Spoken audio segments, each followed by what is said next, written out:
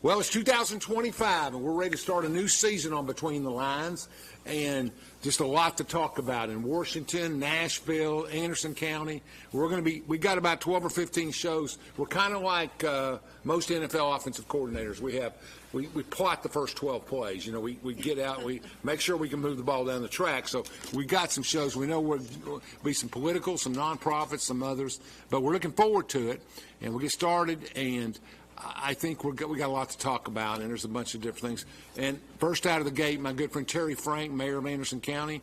We get to talk a little politics, a little government. Very few people at all are as astute and aware as she is. She studies all the time. She's like Congressman Flashman in some ways, except that she actually studies. And Congressman's out marketing all the time, visiting people, talking about, because his job is to vote. His job is to represent things that help the public. Her job is to run the business. She has to run a business which is, almost $100 million with schools and everything, more than that now, I guess. So we're ready to go. We're going to talk about everything, and we're going to see where Anderson County is. I can't see them being behind with that internet tax money. They got to be ahead, at least alone. But how they're spending it is still responsible, because there are people in government. Back to when I was involved, if you've got a dime on the windowsill, they're going to try to get it. So reserves are up, things are going well. But is it efficient? Is it efficient? There's parts of government that aren't efficient, and she's done a great job trying to get that organized. She's got a younger county commission, a more engaged county commission, I would say, than my days, where it was backslapping. A lot of the age has gone way down. And most importantly, your wife on county commission. Yes. Now, that's not most important, but she is involved. Most important. I'm trying to keep you in good graces. It is a disclaimer, though, that she is involved. And I don't get involved in her county commission business. Believe me, it wouldn't matter. But she is tough. She's involved. She studies. She may fight one day and become, but they're all that way. There's a lot of young people on there. Shelley Vandergrift's sharp. You got Tyler running the commission. Tyler ain't afraid of anybody. He may be right or wrong, just like Saber or Shelley or anybody else. But those guys are going to check the boxes before they vote and spend money and do things. I'm proud of them. They're a generation behind me, and I'm proud of them. They do a great job. They really are a studied group. They ask a lot of questions, and a lot has been getting done. I mean, things that, have kind of lingered, maybe not being addressed, not for just apathetic reasons, but just maybe not digging in. I look at the radio interoperability project as one good example of that, Alan. We had a community meeting. They had former Commissioner of Safety and Homeland Security, David Perkey, came in. County executive yes. in Middle Tennessee. Yes. He came and spoke to the commissioners and all the first responder agencies, said this is what, it takes to be able to communicate all between the departments on the same type of system, and, encourage them. If they were going to do it, it was going to be very bold. And this commission, like within 30 days, had already taken action. I mean, so those are the kind of things I'm talking about. Well, I've been involved a lot in the last month in county government. Big transition to the Trump presidency and the different sets of expectations, and talking with congressmen and things. And we were talking before the show, and I have talked to people who say, look, the difference now and before, they added 60,000 federal jobs every quarter up to March of earlier this year. So all through 23 and March, that's 240,000 new jobs, et cetera, that were created for a bureaucracy. And the difference now is, I think everything's going to get incentivized. I think what I'm hearing is, we need this done, and we need this done within two years. If you can't do it, it's okay. We'll find somebody who can. Get out of the way. But I don't think you're going to say long-term delays, and America can't afford it anymore. And I tell my friends all the time, well, we got to fund this, we got to fund that, we got to get our defense. I said, that's all great, but how can you level it off? Right. How can you? There's still a debt and there's still a deficit. If you're not going to take the deficit serious, then we got to figure out a way to write it off or whatever. But I think the problem continues to be addressing the entitlement program. You've got to have to do something with Social Security. Yes, You can't make. In other words, you got to say everybody under 55 has got to pay an extra percent. Yeah. That's about $400 billion in revenue. I mean, you can do things you have to do, and you're going to have to pull it to a younger age because these people have already paid in on the older side. So I don't know where that's all going to delay benefits a year. There's things you can do, but we've got to get that fixed. And I think you'll see less wars. That's what I've learned in meetings. I mean, And Donald Trump understands that wars are expensive. It's bad business to be in. Life is very precious, but in addition to that, sometimes you have to sacrifice. I know my nephew, Cofield graduate, just went in the Marine Corps. He said he'd had enough. He just wanted to go to the Marines. He's tired of not being involved. And there's a lot of young people that are making it happen. So I guess that's right. So you've got, going back to Anderson County, which is our scope today, you're working well with the city. Sean Gleason, pretty impressive. Yes, very much so. He's really getting out there, and I mean, he makes it a lot. I know you guys work on E-Tech together. And, you know, part of the problem was that the city in the past, this is 20 years, you've been around, you know what I'm talking about, they didn't care what the county said. They didn't care at all. I mean, I remember Jeff Broughton was city manager in those days, and he communicated, but in the end, he really didn't care. He was going to do what he wanted to do, and he didn't need any partnership for that. And that's his entitlement. I mean, I don't disagree. I disagree with it, but I think it's his right to run the city the way he wants. But today, they're more involved, especially with energy and other things. And you've played a leading role. Sean's played a leading role. We'll start kind of outside the box. Tell us what's going on in the west end of Oak Ridge. What are y'all trying to do? I'm in the business and I'm confused. Well, I mean, the majority of all that is happening in terms of development is in Roane County, but it is very much a partnership. Land rich, right? I mean, yes. So you have a lot of Department of Energy land. You've got the Orano Uranium Enrichment Project, which, largest investment in the state history is my understanding. And, I think, Alan, Oak Ridge has so many incredible assets, but it's just a time where you've got a lot of wonderful partnerships going on. I mean, from Governor Lee and Congressman Fleischman saying, stepping out there and highlighting the science and technology of this area, saying that we want to become a leader in it, investing some money, thank you to the governor and Tennessee General Assembly, for, $50 million, and they added another $10 million, Lieutenant Governor McNally, Senator Yeager, our state representatives. I know Representative Reagan, when he was there, was supporting that. I know that Rick Scarborough is already coming to these events, so I'm certain he's going to continue to support that. Let me interrupt you. Yeah. Where did the $50 million go the first year? So there's still a lot of money left. I don't know how much they've actually spent down. I need to get that information.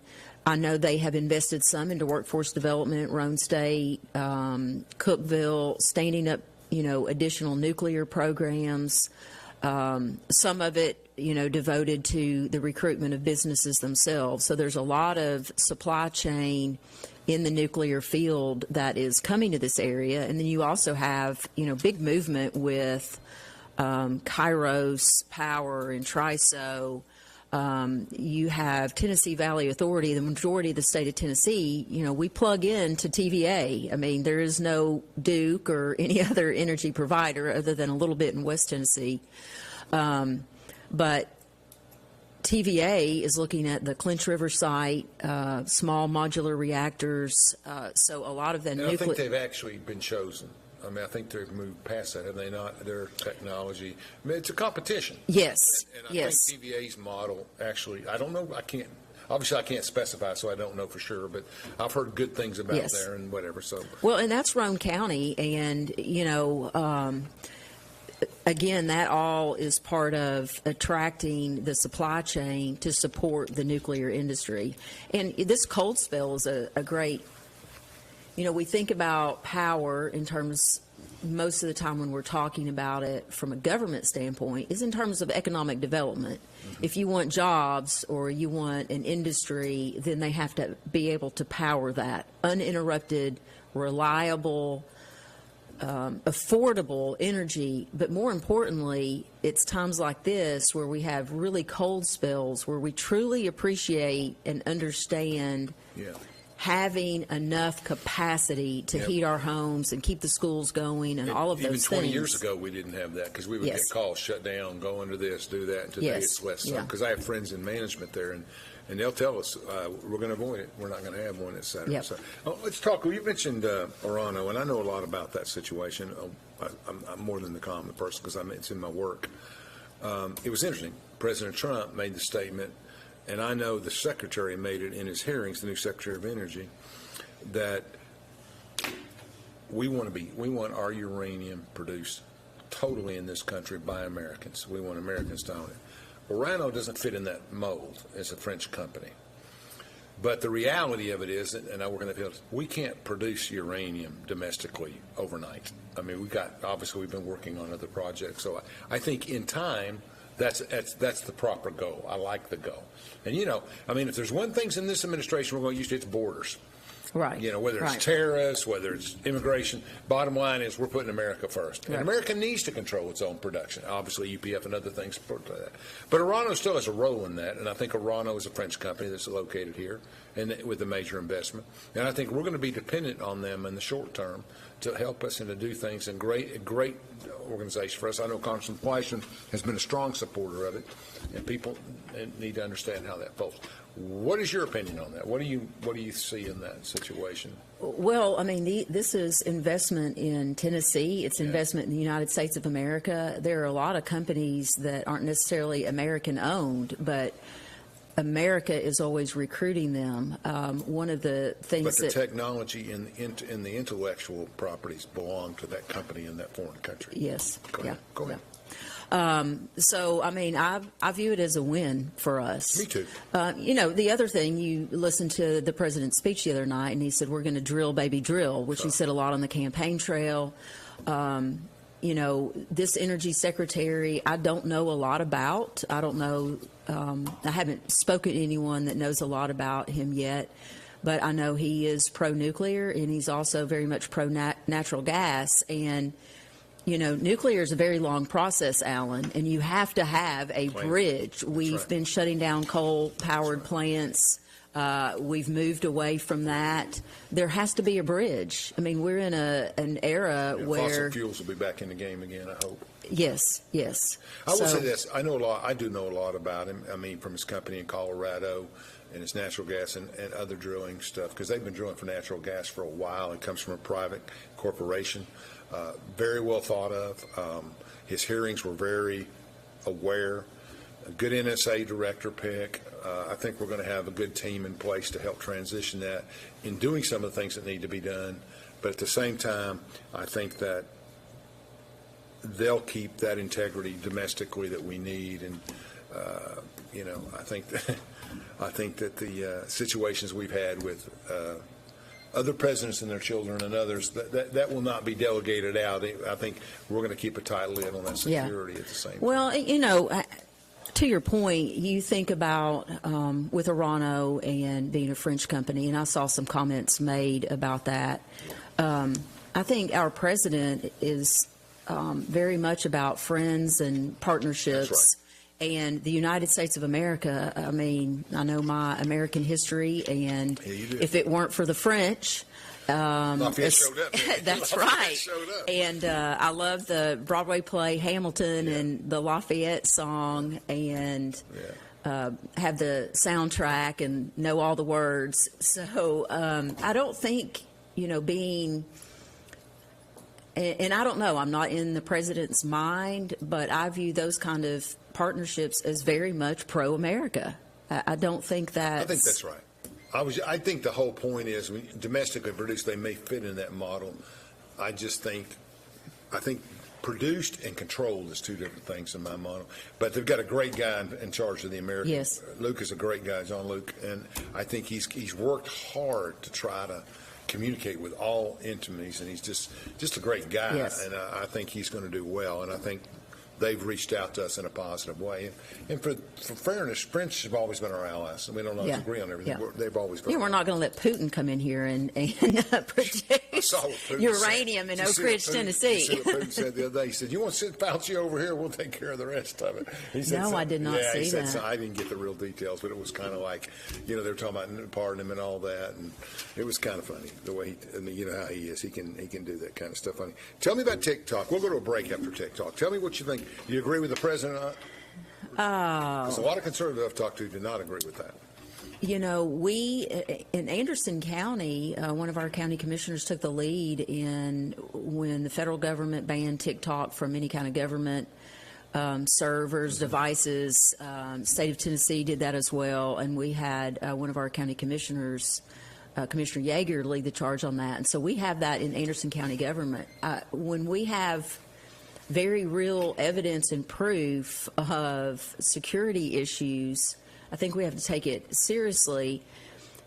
I'm not entirely steeped in everything that's going on, Alan, in terms of what the president said. I do know that there are people who, there are small businesses, there are a lot of folks who their livelihood is dependent upon the TikTok use.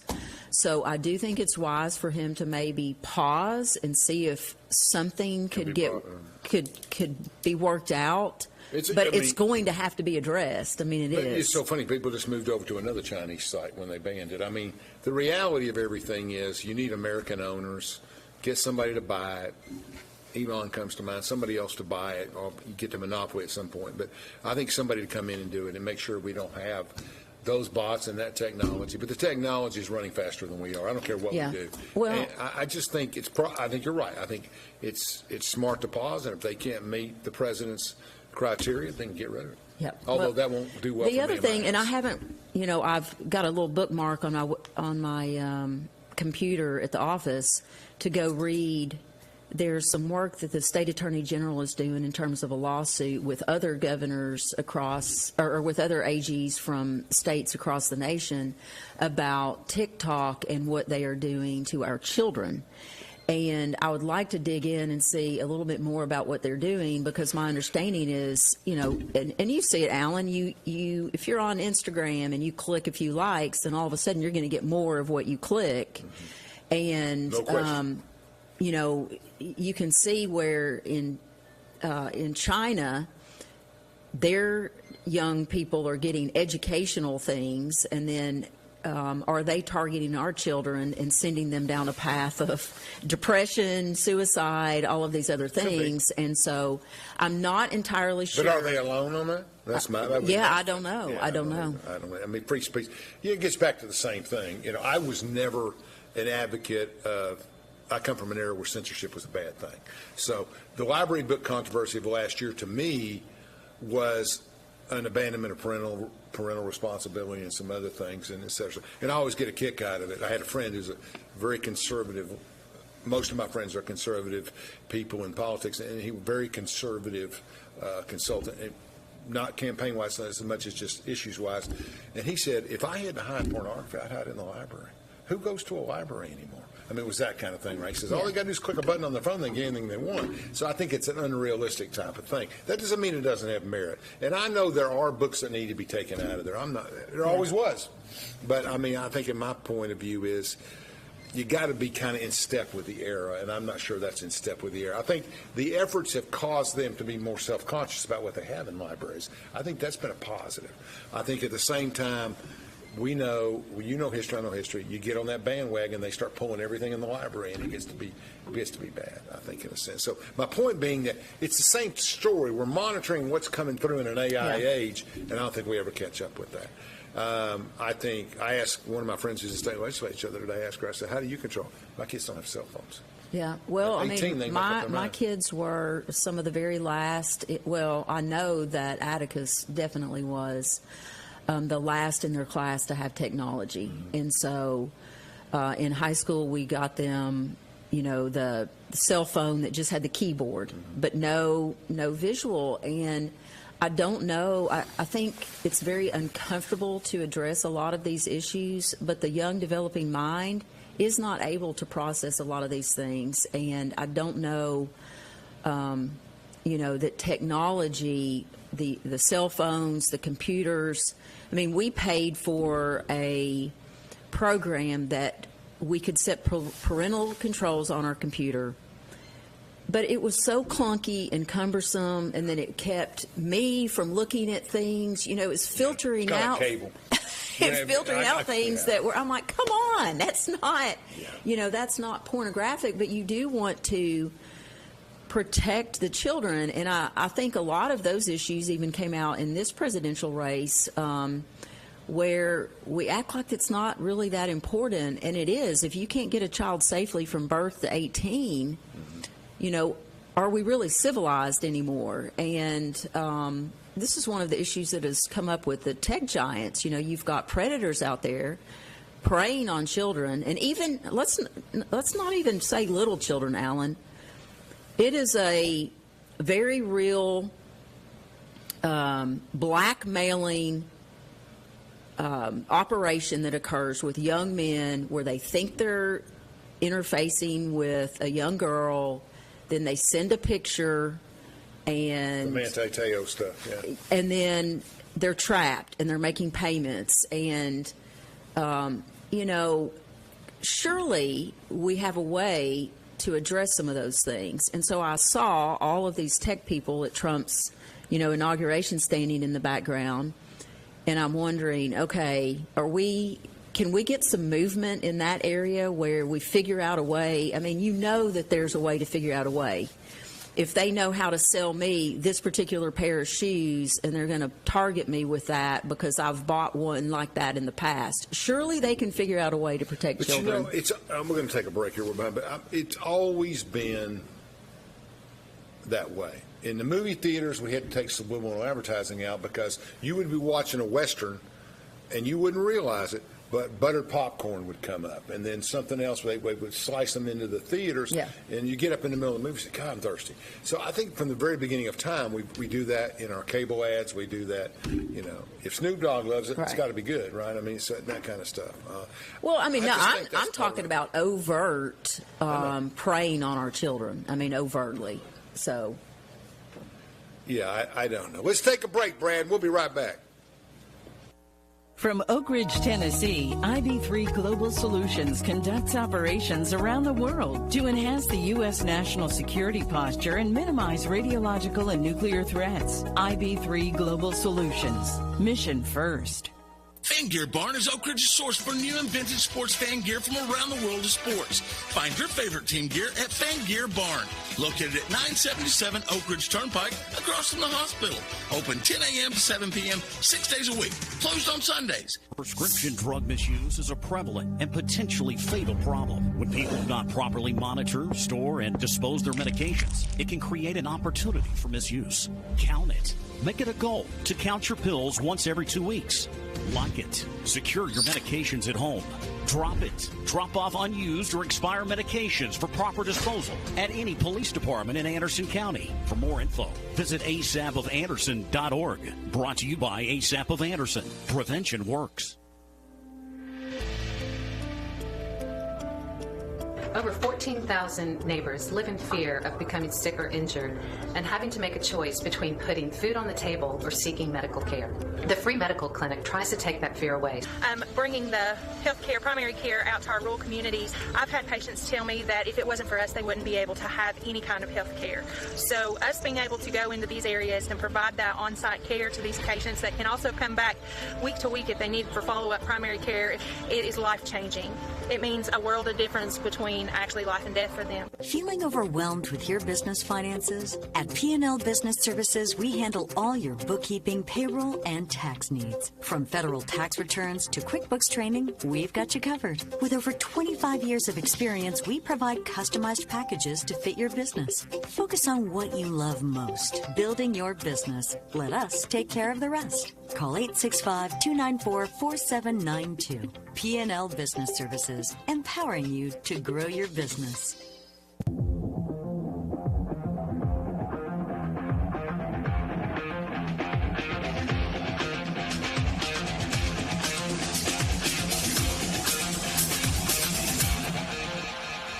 Welcome back to Between the Lines. We're talking with Anderson County Mayor Terry Frank about things in the county. How are we doing? What are our revenues now, roughly? The general fund and... Our budget is over $130 million. That's schools too? Yes, Schools including about 80 or 90? schools. Yeah. So general fund. That's all. The general fund is less than $30 million. So ain't gone up that much in 10 years. Yes, it hasn't.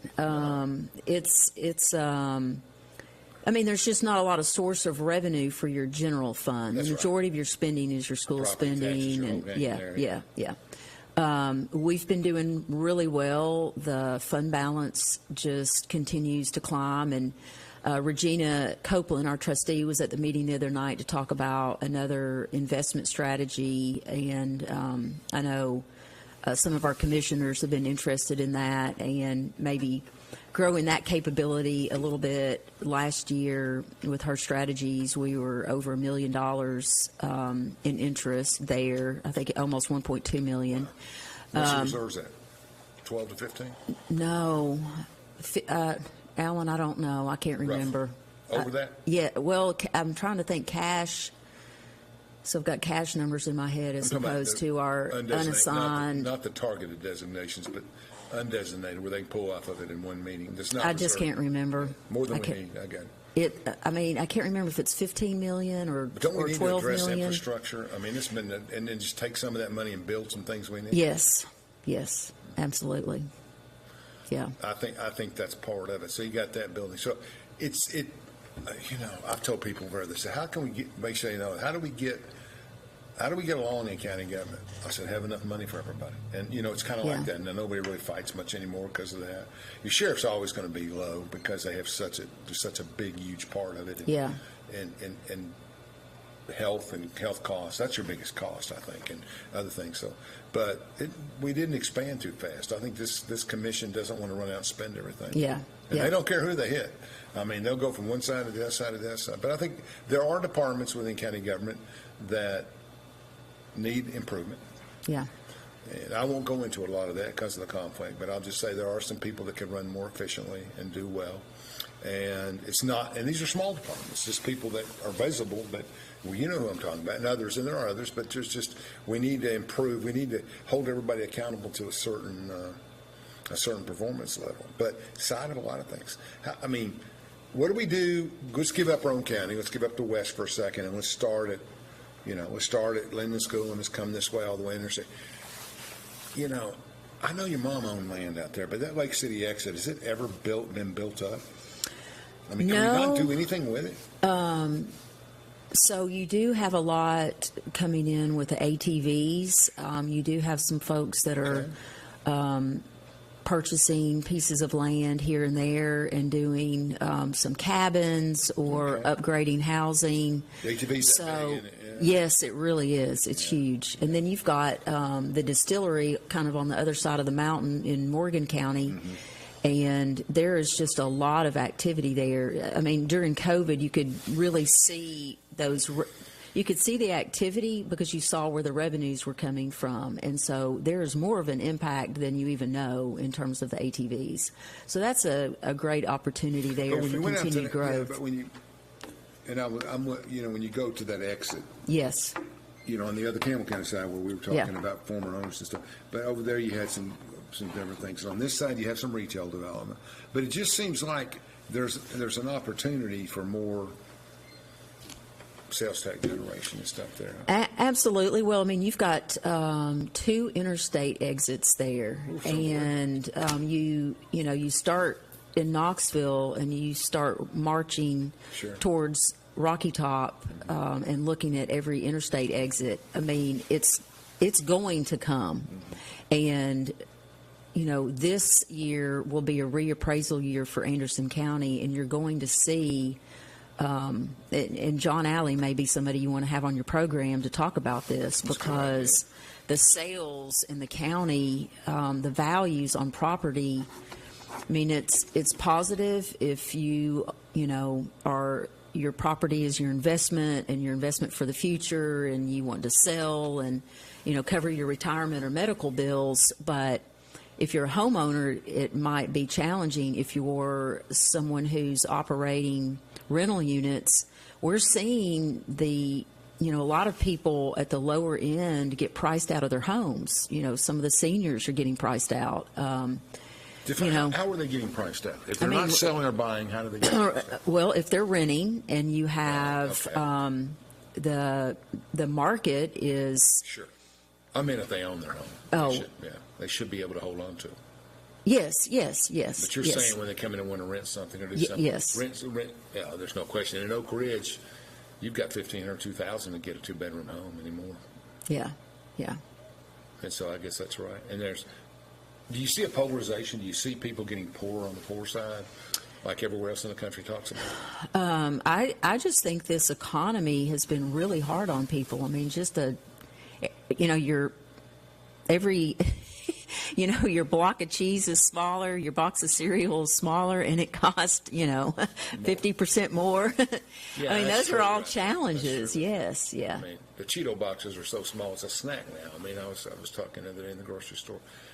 I think, and I'll be very honest with you, people that own stocks, and I do, and people that have done well, we've just made money in this economy. But people who go from check to check to check, and I'm one of those people. I'm kind of in both worlds. Yeah. But it's been harder. Yeah. Yeah, if you have stocks, if you have cash to park in the bank, you've had, in modern history or recent history, just recent history, I mean, you're actually earning interest, which for how long you get a penny on, just putting your money in your old checking account. And But I have business associate friends who've been in NVIDIA for 2 or 3 years. They've made $500,000, $1 million, and they make $100,000 a year like anybody else. But they've played the game and they've gone on with it. They understand AI and they're in the computer world. I mean, a lot of people have done very well in this market, and it's kind of the thing we used to talk about as kids: the polarization. You got to keep your middle class strong. Yeah. But the people that are most impacted are the Donald Trump supporters. That's what's so weird. I mean, it's not weird, but people blame the Democrats for a lot of the problems, and they think that Trump will be able to restore some and do some things. And I think so. I mean, here's the key, folks. Here's the real key. We drill for oil. We have more oil than Saudi Arabia. We drill for oil. We drill for natural gas. We accumulate millions of dollars in reserves. I mean, just unbelievable. I mean, we could add $100 billion, $200 billion a year to our economy just by controlling that stuff. The key is at about $58 to $60 a barrel, it doesn't pay off to drill. So will we keep drilling? If it's 80, if we keep drilling when it gets under 60, and what will OPEC do? So I think it's interesting. I think we need to drill. We need to have the capacities. We need to maximize our reserves, double them if we need to. But gas shouldn't be over $1.50. Yeah, I mean, it's just we got too much oil for that. Yeah. I mean, in Venezuela when they had their economic problems and regimes, but every time gas is 28 cents a gallon, 30 cents a gallon. And, and there are places that are the same way. So I think it's tricky, but I think we need to drill, and that's my number one priority. When people ask me, I say, we've got to drill. We can't be dependent on other people. Yeah. That's one thing that's easy. Trying to develop a uranium-free society where everything's produced domestically takes time, like you pointed out, nuclear energy. But we can start drilling oil tomorrow morning. You can start in my yard. I mean, let's get the oil and the gas, and, can't worry about I love the Alaskan peacock dove as much as anybody, but at some point you can't slow down what we absolutely have to have. Yeah. Wouldn't you agree with that? Yes. Well, and back to your first point on the government and a lot of the middle class and blaming government, I do think government owns a lot of. There are decisions that are made. It may not even be a congressional decision, but it's a Fed decision, or it's Securities and Exchange Commission, or it's mark-to-market rule. A lot of those things directly impact the economy and what happens. And so I rightfully think that a lot of times the economic conditions are caused by government. I mean, they really are. I have to think about that. I don't know if we're big enough to cause economic conditions, but certainly in some areas, I think. What did you think about President Trump's statement, we're going to exterminate the IRS? I think that's what I heard. I didn't hear that one. Something like that. He's going to do something. They won't be able to come in and do this or that or that. I don't remember whether it was exterminate or whether it was whatever he said. Maybe that's what I wanted to hear. He didn't say it, but that's what I wanted to hear. But I think the Internal Revenue Service has a job to do, and I think their agents are overworked. I know everybody complains. You can't get money on the phone for last year. They're swamped under. He says he's going to get rid of the 88,000 agents. He said we got jobs for them at the border. But I think that the bottom line is, let's face it, it's not the agents and the hardworking people at the Internal Revenue Service that are a problem, or anybody in the agency. The problem is that we need a simpler tax system. Definitely. Or if it's just flat tax, would it work? I used to love that, and he's not been active in a very long time on those issues. I think one of the things that was key to what President Trump said in his comments, and I can't remember, Alan, if it was second or third, it was at the very beginning of his comments, Yeah, it was. where he talked about the cartels and designating them terrorist organizations, and he kind of sent a message there. I think that is one of the issues. I mean, so IRS, they do have a job. I mean, we have a system. They're charged with collecting the taxes. But when people are fully aware that there are entire illegal networks out there handling cash, not paying into the system. Always has been, but it's worse. It is. I mean, it's just It's always been a cash business in every society since Adam and Eve. That's going to happen. Yes. The problem is what percentage of your overall business. When it gets over 10%, it gets really scary. Yes, and I mean, the American people see that, and they get. I mean, why? You talked about when we were off air, incentivizing things, and I think that's one of those things. Law and order, fairness, equitable.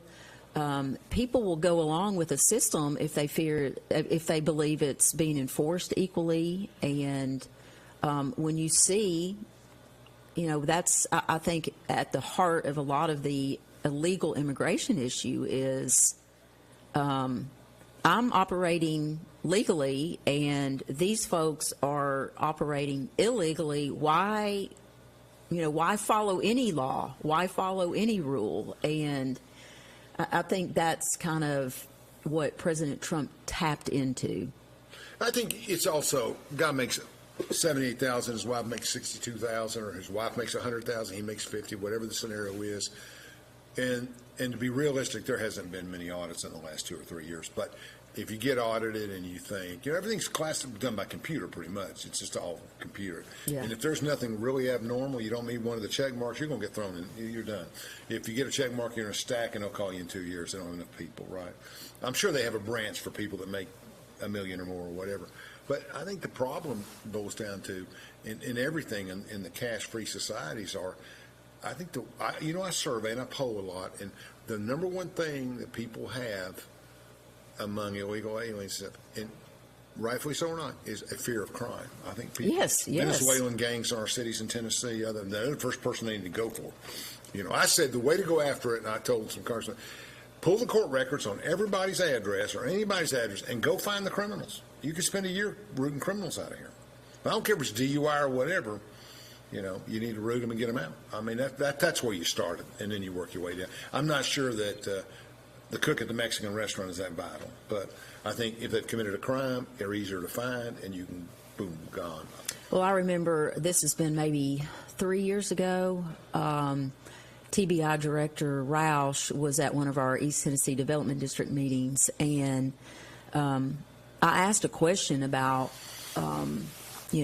cartels and crime, and it used to be, and I don't want to deliver a quote here for him, but this is what I paraphrase, got from it, that it was the cartels in other places like Mexico, and then they had networks here. And now the cartels are fully here, operating, headquarters here in America. Yeah. And it's just, to me, that is, in my mind, we're overrun. It's not just I went to a briefing with Senator Hagerty last year in the wintertime. I don't remember if you were there, but it was mostly law enforcement people and a guest of my wife, to be honest. And they just talked about how bad it was, how blue lights, people coming around. And the federal government didn't cooperate. They wouldn't give Tennessee the information they needed and stuff. He's been a real champion for us in trying to help us with that. And, of course, I'm a big fan of Senator Hagerty. Yeah, I think he's doing a fantastic job. Oh, yeah. Don't you think? Yeah, Smart, I mean, quick. Yes. I like him. He's got to run for re-election this time, so we're anxious to get out and work for him. But anyway, the bottom line is I think once you send a message that if you come over here, the whole thing about being separated from your children, I get that. The problem is if somebody commits a crime and goes to jail in America, they're separated from their children. That's not unique. If you commit a crime, you don't get to stay with your children. Yeah. I wouldn't want to put any kids in any foster system overall, but I'm just telling you, that's part of the price you pay. We need to send a message to people that come over illegally that you have no rights. Yeah. You know, and it's going to happen. I don't know. I mean, the humanistic part of it's different than the legal part of it. So. I agree with that. Yeah, and I mean, we are a nation of immigrants. On my maternal side, both grandparents. My grandmother was a first-generation American. My mom remembers having family members come over. You had a sponsorship program until they had a job, but it was all, Sure. you know, they're on the Ellis Island Very docket. legal. Sure. Mine too. And there are people that would love to come to our country. We've got some living in Clinton right now that were here temporarily. They want to be here permanently. There needs to be a process for them. A simpler process. A simpler process. I mean, they pay a fortune in, legal fees to try to stay here. But when I went with Senator Haggerty to the border.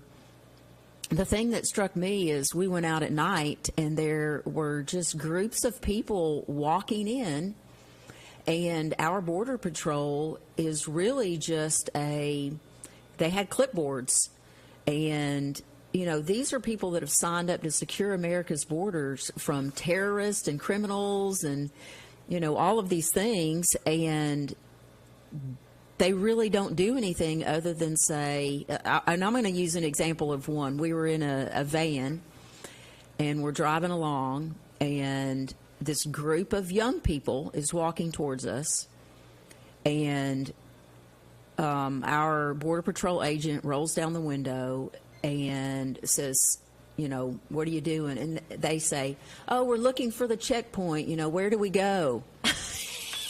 And, you have mayors and sheriffs were in the van with Senator Haggerty, and our Border Patrol agent is like, just keep walking down this road and you'll run into them. And then when we go down the road to see the checkpoint, our Border Patrol agents are they've got a clipboard, they're filling out information, and then we process them, work with a NGO, and then they're flown or sent to someplace in this country. That's not fair for people that want to come here legally. It's terrible. It's terrible. That's not a good process. Smart, and you're right about domestic court. They're smart. They keep women and children out front. They know what they're doing. But the target has always been to get young males into this country that can cause problems. Yeah. And get fentanyl in here to cause problems for our young males. And I'll be honest. I think you need the Army down there. You don't need a bunch of border agents. You need people with guns standing on, not shooting, but saying you need to turn around and go back. Yeah. And if they don't, put them. It shouldn't be. We shouldn't be worrying about how humane and how we can enhance these people's lives. Even though we should do that with every human being. Right. But the point is still, they should come here and they should go home and send a card. It's horrible. Blah blah blah. So people will you're not going to come. Yeah. If you well, it's like that group of young people. Our agent said, "Where are you from?" Teenagers, right? Yeah. Well, some of them look like early 20s or something like that. The Border Patrol agent said, "Where are you from?" They were from Cuba. Cuba, Alan. So it's just they're coming in, let's get to Mexico, and then we'll just come across the border. If you go down along the rivers at night, they've got the music blaring. They're all kind of staging across the river.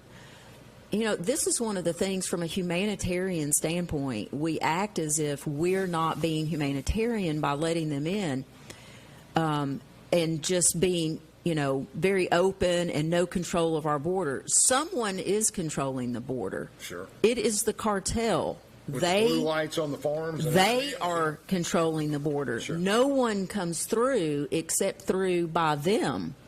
If on the other side, they process. Yes, That's correct. Right. Sure. And so the loud music, the partying is all, those are cartels.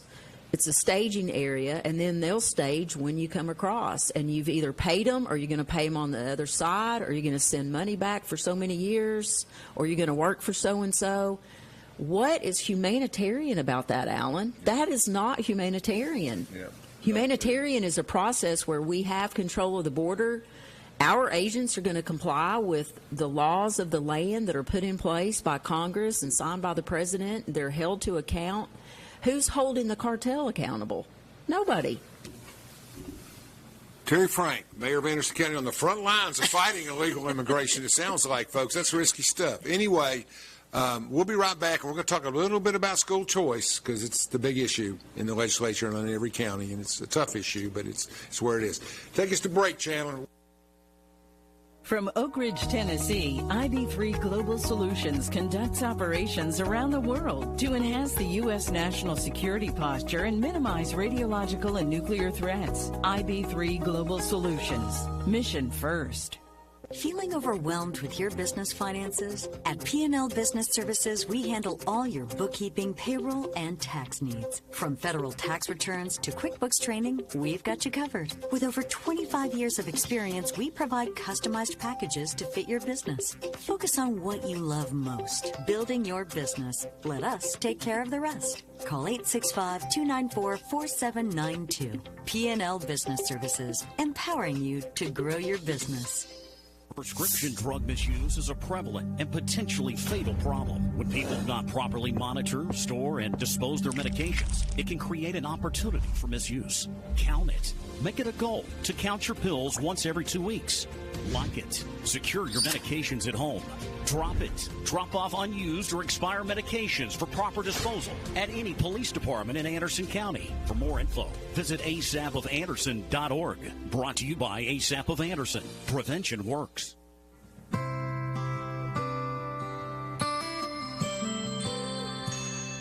Over 14,000 neighbors live in fear of becoming sick or injured and having to make a choice between putting food on the table or seeking medical care.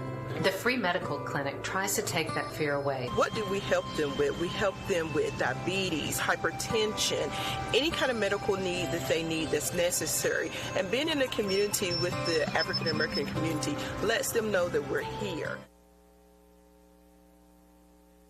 Fan Gear Barn is Oak Ridge's source for new and vintage sports fan gear from around the world of sports. Find your favorite team gear at Fan Gear Barn, located at 977 Oak Ridge Turnpike, across from the hospital.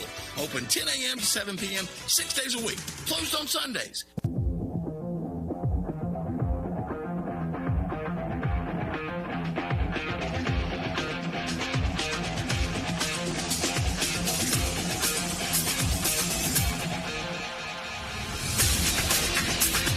Welcome back to Between the Lines. We're talking with Mayor Terry Frank of Anderson County, and now we're going to talk about school choice. You see the ads, and Governor Lee's running ads on football games and different things, and they're getting ready to have a special session on the 27th of January, which is 4 days from now.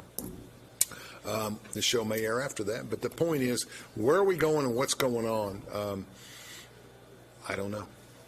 I just don't like the spending money on the bill. I think conservatives feel a little bit betrayed because they're throwing so much money at the other side to get everything in the game, so they may not. I mean, that wasn't the original purpose. Here's my problem. You and I sent our kids to St. Mary's. Great school, loved it to death, right? Protestants, Catholics, we've had Chinese national, we've had everybody in that school. It's done a great job. But if I got it, I would just transfer that money over there. I'm not sure it helps anybody if I got it. Now, our kids are older now. We don't have to worry about that. But, I mean, I think there's a worry that it's just going to enhance the people that are already doing it and reimburse them for it and not create a lot of new people in the private system. Without talking about the bill that's coming and whether it's good or bad, what's your overall view on that? What is it not? I can argue why they're giving the house away. But that doesn't mean that the original bill, without all the add-ons, wasn't a positive way to go. Well, I mean, I think from just a sheerly political standpoint, I think all of the funds, if you look at, I'm just going to back up a little bit. I look at the budget every year and the school revenues, and, our Anderson County school system, the funding that has come in has grown and grown and grown and grown. And so I think from the state of Tennessee. So, I mean, you have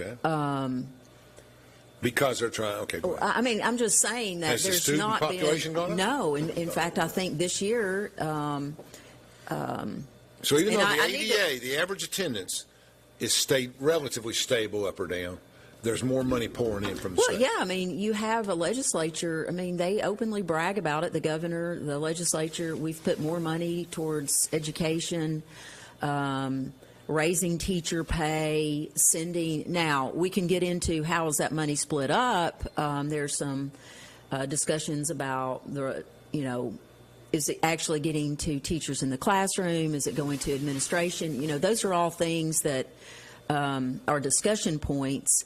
But more money has come from the Tennessee state legislature. And I think, it's just a natural human response, Alan. They're trying to address some of the deficiencies. And I've had a conversation with, some administrative officials about this. If the school systems could develop a way to self-police or self-govern when it comes to what are some, you're looking at, and my youngest son, Avery, who he works for the Show Me Institute in Missouri. I watch a lot of his stuff. He's actually in nuclear, by the way. He's becoming their energy. You can look him up and you'll see him writing some energy columns. But he also does policy analysis for Missouri schools. Mm-hmm. You have some school districts with no children proficient.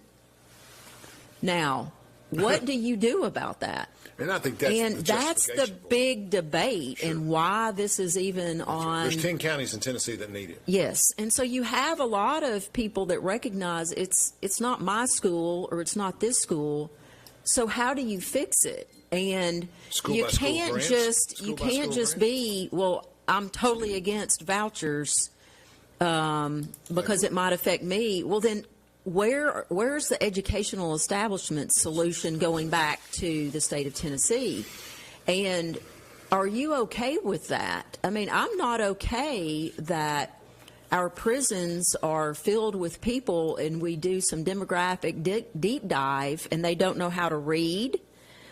They don't know math. They don't know how to be able to go and live the dream. Which means crime became unnecessary. Yes. And so, I think why you see legislators putting money into it is because they are trying to tell the public, we love the public education system. And I can't fault them for that, Alan. To me, so I get some conservatives saying, well, that's not right. You can't, at the expense of vouchers, you can't bankrupt us by pouring it on public schools, but I feel for the legislator. They're trying to address a problem that is a very real problem in some areas and assure the public school system that we also love you. So I think that's why you're seeing the big money avalanche, head that way. Well, that's a kind way to put it. I think that's true, that they are saying that. They're trying. I think they're trying to leverage it up so they can't say no. But the flip of that is, in the end, you've just got to have a bill. It seems to me, having a grant background, it seems to me like schools should be able to apply for a fund and then you got to ask the question, why are they bad performing? Do you want to reimburse somebody who's not good performing? Is that a teacher thing, a kid thing, an income thing? Some of these rural counties in Middle and West Tennessee don't have a lot of revenue. So could you give them per student, you say you give them a $5 million annual grant and they're able to hire 30 to 40 more teachers, aides, different things to help us go. That seems like it's better spent than raising salaries 10% every year or whatever.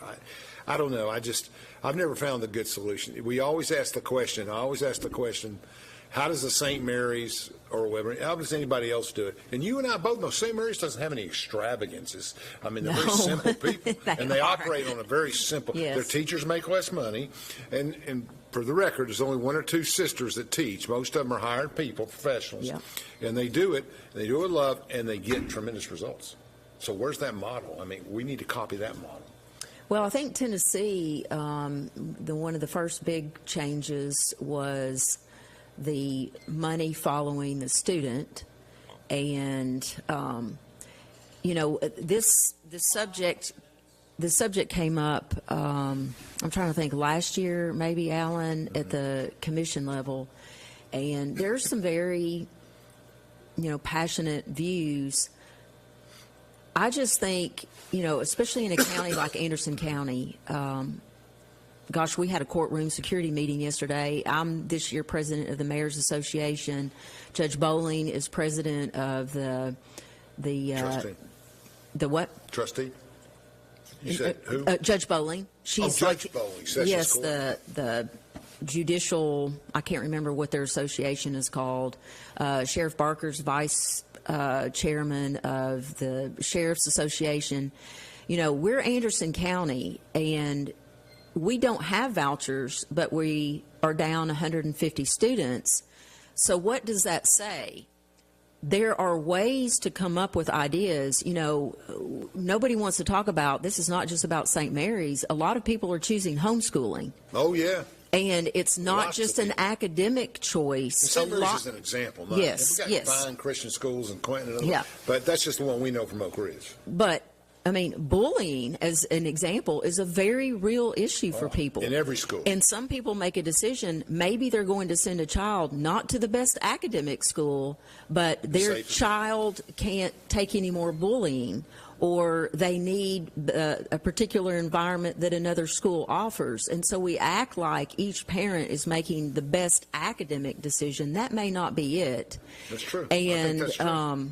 so if there is something that Anderson County school system, for instance, can do to bring a homeschooler in and let them participate in biology class and the lab, I think you've got a whole delegation of officials who are open to those kind of things, funding those kind of things. And it's time to innovate a little bit and address and stop gaslighting people and telling them that that's not a legitimate enough issue. Well, it is my child. It is. Tell me real quick, as we're running 3 minutes left, we can go 3 shows. We always say that. We don't have to prepare. We have to, we just done so much for 30 years. Tell me, just give me 60 seconds on AI. Does it have any impact on your world? We are utilizing it somewhat. So, for instance, putting RFPs together or analyzing contracts, some of that. I know Nathan at EMS is using it. I think we will see it. I've been to a presentation at Tennessee County Services where you think about like immediately getting people the answers they need instead of just waiting for the phone call or calling somebody back. I think there's going to be room in government for AI to go a little bit further. Number of employees in the county, is it the same as it was 5 years ago? How much higher? From a percentile basis, I'd say we're still pretty much in the close realm. Only a few departments have truly grown. You've got more patrol deputies out there. You've got an employee here or there. So around the same. Construction goes in different areas. I look at it from a health insurance standpoint. Our numbers, are maybe 330 people on our health insurance. And, of course, not every employee takes health insurance. So we're running about 500. That's non-school. Let's talk about health insurance at the close here. We were having trouble self-funding 15 years ago. Are we still self-funded? We're still self-funded. The last several years, we've had a really good board of trustees. Have you been able? Has the employees' increases been about the same? Or? We had we held the rates stable for, I believe it was 4 years, Alan. That's pretty impressive. And we did. We had to do an increase this last fiscal year. Not too major, but we also offered another plan where if the employee could not afford that benefit plan and needed their paycheck to stay the same, there was a health option that allowed that. Before we go, I think that the key to health is to avoid. It's always been the same in Montgomery. You got to avoid jail problems. You got to avoid liabilities in a different category, but you know what I mean. We got a lot of threats there. It's just such a big part of government and everything else. Mayor, sounds like things are going well, and you're getting along with Oak Ridge. That's good. Yeah, everything's great. Great partnerships. Great mayor, folks. One of the best in Tennessee, and is recognized as one of the best in Tennessee. How much time we got? 12 seconds. Oh, that's a lot of time. 12 seconds. I never finish ahead of schedule. That's pretty good. Thank you for having me on the show, Alan. I always enjoy it. We're going to bring Mayor Gooch on here next week. We'll see you guys. Thank you for watching.